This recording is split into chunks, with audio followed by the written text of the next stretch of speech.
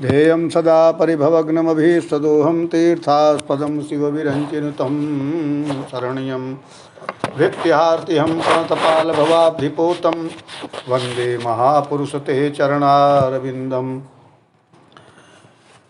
कस्तूरीतिलकं ललाटपटले वक्षस्थले कौस्तुभं नासाग्रे परमौक्तिकं करतले वेणुः करे कङ्कणं सर्वाङ्गे हरिचन्दनं सुललितं कंठे च मुक्तावली गोपस्त्री परिवेष्टितो विजयते गोपालचूडामणिः। अज्ञानतिमिरान्धस्य ज्ञानाञ्जनशलाकया चक्षुरुन्मीलितं येन तस्मै श्रीगुरवे नमः।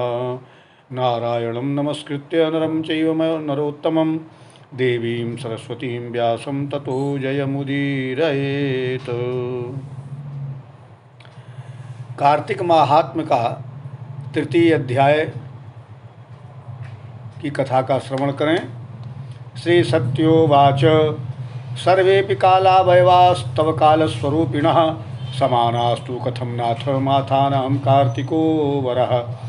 एकादशी तिथीनां च मासानां कार्तिकः प्रियः कथं तद्देव देवेश कारणं तत्र कथ्यताम्। सत्यभामा ने प्रश्न किया, सर्वे भी कालावयवास तव कालस्वरूपिणः। हे भगवान, काल रूप स्वरूप आप साक्षात काल रूप स्वरूप हैं, यानी महीना वर्ष दिन आदि जो काल की गणना है सभी अंग प्रत्यंग एक समान महत्व रखते हैं। इसे दिन है, वैसे वर्ष है, वैसे महीना है। आप सब तो कार्तिक मास ही सारे मासों में श्रेष्ठ क्यों है? और कथम नाथ समानास्तु कथम नाथ मासानाम कार्तिको वरः, कार्तिक ही क्यों श्रेष्ठ है? और एकादशी तिथि नाम च,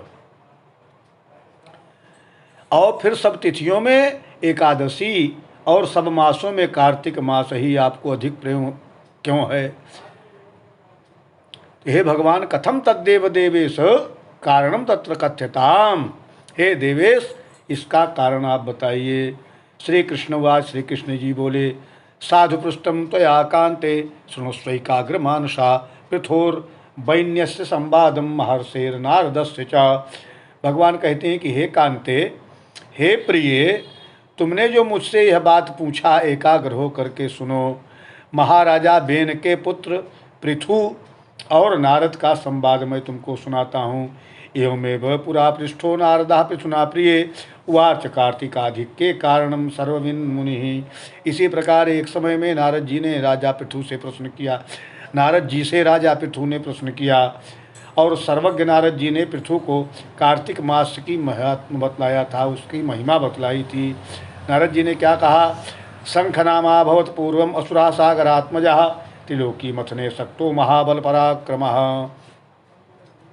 नारद जी कहा, हे राजन, बहुत दिन पहले समुद्र का शंखासुर नामक अत्यंत शक्तिशाली और पराक्रमी एक राक्षस पुत्र तीनों लोकों को जीत लेने में समर्थ हुआ। जित्वा देवान् निराकृत्य स्वर्लोकात् स महासुरः इंद्रादि लोकपालानाम अधिकारांस्तथा हरत। उस शंखासुर ने स्वर्गलोक में रहने वाले सारे देवताओं को स्वर्ग से निकाल दिया। इंद्रादि आदि लोकपाल सब लोगों को जीत लिया, उनके अधिकारों को छीन लिया। तद्भयादथ ते देवाः सुवर्णाद्रि गुहां गताः न्यवसन बहुवर्षाणि सावरोधाः सबान्धवाः। तद्भयादथ ते देवाः सुवर्णाद्रि गुहां गताः। उस शंखासुर के भय से स्वर्गलोक में रहने वाले देवता लोग सुमेरु पर्वत की कंदराओं में अपनी अपनी स्त्री कुटुंब के साथ रहने लगे, बहुत दिनों तक छिपे रहे।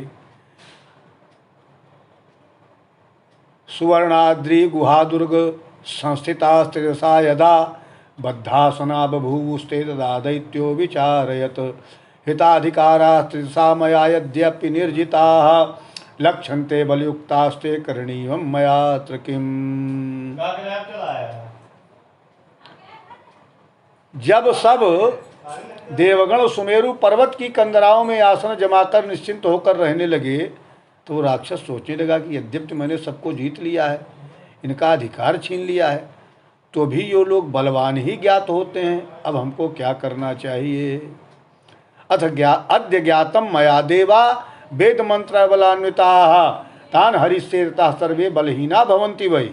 ओह, हमको अब मालूम हुआ कि देवता लोग वेद मंत्रों से बलवान होते हैं, तो उनके वेदों को अगर मैं हर लूँ तो वे बलहीन हो जाएंगे। तो नारद जी कहते हैं, नारद उवाच इति मत्वा तदा दैत्यो विष्णुमालक्ष्य निधृतं सत्यलोकाज्जहारासु वेदानादि स्वयं भुवः। ऐसा समझकर शंखासुर भगवान विष्णु को सोते हुए देखकर सत्यलोक से स्वयं उत्पन्न समस्त वेदों को चुरा लाया। नीता सुतेन ते वेदास तद्भयात् तु निराक्रमण तो यान विभुसुर्यज्ञ मंत्र बीज समन्विता। जिस समय वह वेदों को चुरा रहा था उसी समय बीजों के साथ यज्ञ मंत्र उसके डर से जल में छिप गए। तान मार्गमाला शंखोपि समुद्रांतगतो भ्रमन् नाददर्श तदा दैत्या क्वचिद एकत्र संस्थितान।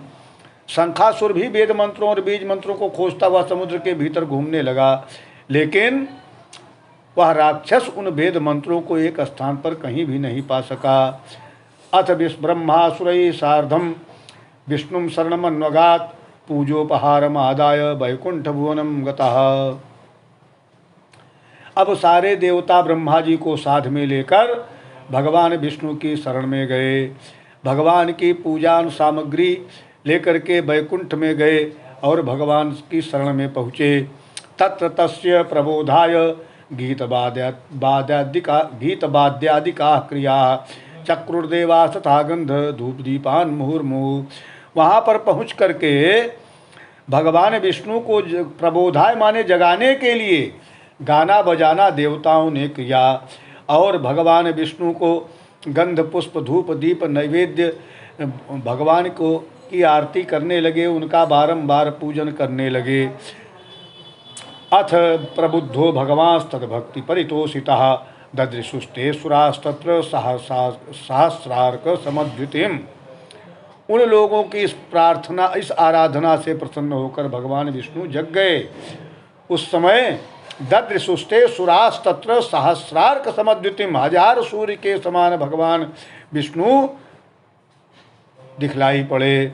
उपचारैः षोडशभिः संपूजित ऋषास्तदा दंडवत पतिता भूमौ तानुवाचाथ माधवः। देवताओं ने विविध सामग्री द्वारा षोडशोपचार से भगवान की पूजा किया और पृथ्वी में दंडवत किया। तब भगवान विष्णु बोले, विष्णुरुवाच वरदोहम सुरगणा गीतवाद्यादिमंगलैः मनोभिलषितान् कामान् सर्वानेव मददामि वः। मैं प्रसन्न हूँ आप लोगों की इस कीर्तन तथा मंगल गान से प्रसन्न हूँ। मनोभिलषितान् कामान, अब आप लोग जो भी आपकी कामना है मांगें, मैं ददामि वह, आप लोगों को दूंगा। ईशस्य शुक्लैकादश्याम यावद उद्बोधनी भवेत निशातुर्यांश शेषे ये गीतवाद्यादि मंगलम कुर्वन्ति नित्यं मनुजाये भवद्भिर्यथा कृतं ते मत प्रीतिकरा नित्यं मत सान्निध्यं व्रजन्ति। यह कार्तिक शुक्ल यस्य शुक्ल एकादश्याम, यह कार्तिक शुक्ल पक्ष की एकादशी पर्यंत प्रातः काल में जो सज्जन तुम लोगों के समान निशातुर्यांश से ये गीत वाद्यादि मंगलम, जब सवेरे से लेकर के जो तुम लोगों के समान कीर्तन मंगल करेंगे वो हमारे अत्यंत प्रिय होंगे। और मत सान्निध्यम वर्जंत ही, और शरीर त्याग करने के बाद वह वैकुंठ में आएंगे। कार्तिक शुक्ल पक्ष की एकादशी को पर्यंत प्रातः काल से लेकर और रात्रि जागरण करते हुए दूसरे दिन सवेरे तक जो कीर्तन मंगल करेंगे वह भगवान कहते हैं कि हमारे अत्यंत प्रिय होंगे। कुर्वन्ति नित्यम अनुजाये भवद्भिर्यथा कृतं ते मत प्रीतिकरा नित्यम मत सान्निध्यम वर्जन्ति ही। पाद्यार्घ्ये आचमनी आपो यद् भवद्भिरुपाहृतं तदनंत गुणन तस्मात् जातं वह सुख कारणम यह जो पाद्य अर्घ्य आचमन और जल आदि सामग्री आप लोगों हमारे लिए लाए हैं, ये सब अनंत गुण वाली होकर आप लोगों को आनंदित करेंगी। और वेदा शंखाहृता सर्वे तिष्ठन्त्युदक संस्थिता तानानयाम्य हम देवा हत्वा सागर नंदनम। जो वेद आदि शंखासुर ने समुद्र में चुरा ले गया है, वे सब समुद्र में जो हैं उस सागर के दुष्ट पुत्र को मारकर मैं ले आता हूँ। अद्य प्रभृत वेदासु मंत्र बीज मखान्विता प्रत्यब्दम कार्तिके मासी विश्रमन्त्यप्सु सर्वदा। आज से मंत्र बीज और यज्ञों के साथ चारों वेद प्रतिवर्ष कार्तिक मास में जल में विश्राम किया करेंगे। तब मत्स्वरूपोऽहमपि च भवामि जलमध्यगः भवन्तोऽपि मया सार्धम् आयान्तु स मुनीश्वराः। लोकिस्मिन् ये प्रकुर्वन्ति प्रातः स्नानं नरोत्तमाः ते सर्वयज्ञावभृतैः सुस्नाताः शून्य संशयः। अब मैं मत्स्य का रूप धारण करके, भगवान कहते हैं कि आज से मंत्र बीज और यज्ञों के साथ चारों वेद प्रतिवर्ष कार्तिक मास में जल में विश्राम किया करेंगे, और मैं मत्स्य का रूप धारण करके समुद्र में जाता हूँ। आप लोग भी सब ऋषियों को लेकर के हमारे साथ आवें। इस लोक में जो प्राणी कार्तिक के महीने में नित्य प्रातः काल स्नान करेंगे, वे यज्ञ के बाद अवभृत स्नान किया जाता है, जो उसके पुण्य फल भागी होंगे। ये कार्तिक व्रतम सम्यक कुर्वन्ति मनुजाः सदा ते देहांते त्वया शक्र प्राप्या मद्भवनम तदा। जो कार्तिक में स्नान और व्रत किया करेंगे, हे इंद्र, उनको तुम मेरे लोक में पहुंचा दिया करो। विघ्नेभ्यो रक्षणम तेषां सम्यक कार्यम तथा त्वया देया त्वया च वरुण पुत्र पौत्रादि संतति। हे देवेंद्र, विघ्नेभ्यो रक्षणम तेषां, उन प्राणियों के सब विघ्नों का निवारण करना, आपत्तियों से बचाते रहना। और हे वरुण, देया त्वया च वरुण पुत्र पौत्रादि संतति, हे वरुण, तुम उनको सदा पुत्र पौत्रादि आदि संतान देते रहना। और धन वृद्धिर्धनाध्यक्ष, हे कुबेर, धन के अध्यक्ष, धन वृद्धिर्धनाध्यक्ष, मेरी आज्ञानुसार हे कुबेर तुम उनका धन धान्य बढ़ाते रहना। धन वृद्धिर्धनाध्यक्ष त्वया कार्या मया ज्ञेया मम रूपधरा साक्षात जीवन मुक्तो भवेद्यतः। क्योंकि इस प्रकार का आचरण करने वाला प्राणी हमारा रूप धारण करके जीवन मुक्त हो जाया करता है। आजन्म मरणाद्येन कृतम ये तद्व्रतोत्तमम यथोक्त विधिना सम्यक समान्यो भवतामपि। जन्म से लेकर मरण पर्यंत विधिपूर्वक जिसने यह उत्तम व्रत कर लिया है, वह आप लोगों का भी पूजनीय ही है। एकादश्याम तस्याहम भवद्भिः प्रतिबोधितः अतश्चैषा तिथिर्मान्या सातीय प्रीतिदा मम। आप लोगों ने मुझे कार्तिक शुक्ल एकादशी तिथि को जगाया है, इसी से यह एकादशी मान्य है और हमको बड़ी प्रिय है। व्रतद्वयं समगिदं नरैः कृतं सानिध्यकृन्मे न तथान्यदस्ति नान्यानि तीर्थानि तपांसि यज्ञाः स्वर्लोकदास्तेन यथा सुरोत्तमाः। हे देवता लोग, व्रतद्वयं सम्यक इदम नरैः कृतं, जो मनुष्य इन दोनों व्रतों को, यानी कार्तिक के महीने का व्रत और एकादशी का व्रत जो दोनों करेंगे, सानिध्य कृण में न तथान्यदस्ति नान्यानि तीर्थानि तपांसि यज्ञाः स्वर्लोकदास्तेन यथा सुरोत्तमा, वह प्राणी मेरे समीप ही पहुँचते हैं। इस प्रकार का न कोई तीर्थ, न कोई व्रत, न कोई यज्ञ ही है जो कि स्वर्ग दे सके। इसलिए यह दोनों व्रत पूर्वक विधि पूर्वक करने वाले प्राणी मुझको प्राप्त होते हैं। श्री पद्म पुराणे कार्तिक महात्म्ये तृतीय प्रसूनः।